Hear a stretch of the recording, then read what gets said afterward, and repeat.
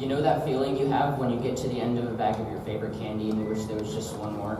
I'm not sure that's exactly how we all feel right now, but we all have things we'll miss about Meadows. I want to start by acknowledging the officials of our school district, the district representatives, the board members, our principal, our vice principal, and any others present. Because of them, this school district is possible, and every pupil and mentor has something to thank them for.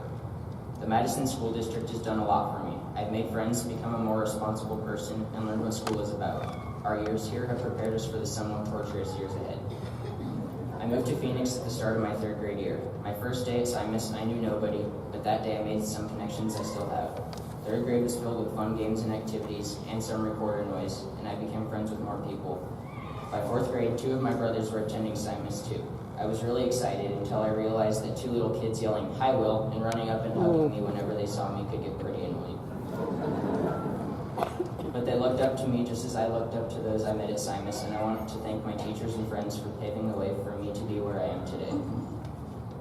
When 4th grade started to wrap up, I heard my friends talking about Meadows, so I decided I wanted to go there as well. But when we took a field trip to visit, I was pretty intimidated. One of the teachers said she gave homework over the weekends, and I almost threw up.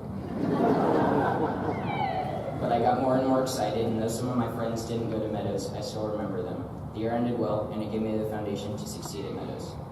The first day of school came, and since I was riding my bike to school that year, I made my dad accompany me. Now you couldn't pay me to have my parents show up at school. I walked into the school, dismissed my dad, and looked at my schedule. Some adults or 8th graders were around, so I asked one of them where the A building was. "It's right over there, kid, the big building with the A on it. Use your eyes." Mr. Coffee. Over the months, I adjusted just like at Simus. I made new friends, especially as we took turns in that slightly gross shower at Friendly Pines and sang some really questionable songs with Miss Bondison and Miss Bloom. The homework flooded in, but not every weekend, and with it came good memories and stronger friendships. We fought with each other, sometimes resolved them, worked on projects together, made sports teams, and we grew closer as we did hard things. From sports to art to yearbook to Ames testing, we have grown to who we are because of the experiences we've had.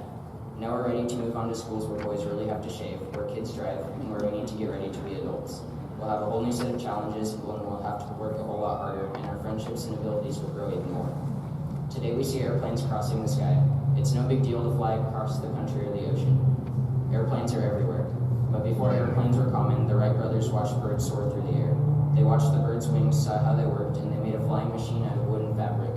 They started with simple gliders, then they added an engine. Their first powered flight was a whole 12 feet off the ground, not half as tall as the buildings in Meadows. The first flight went 120 feet, not even half the length of a football field. But just look at what has happened because of that first simple flight. We've watched others pass through these halls, and others have watched us. Sometimes what we've done might seem insignificant, but years down the road we'll see those small things as our first flying machines.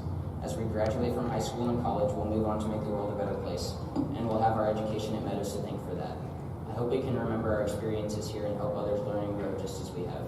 I want to say thanks to you all. His voice is changing here. This is a It is my honor to now introduce Ms. Doyle with the special awards.